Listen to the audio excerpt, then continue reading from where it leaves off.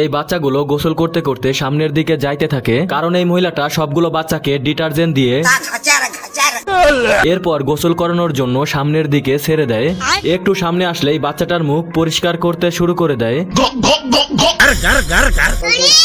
এরপর আরো একটু সামনে আসলে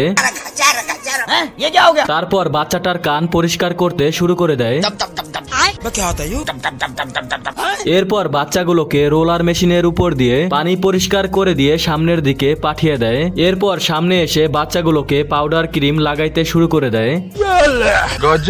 বাচ্চাগুলোর শরীরে একটা করে উড়ন্ত বেলুন বেঁধে দেয়। তখন সবগুলো বাচ্চা উড়তে উড়তে সামনে যাইতে থাকে। এই মহিলাটা সবগুলো বাচ্চার বেলুন ফুটিয়ে ডাইপার পরিয়ে দেয়।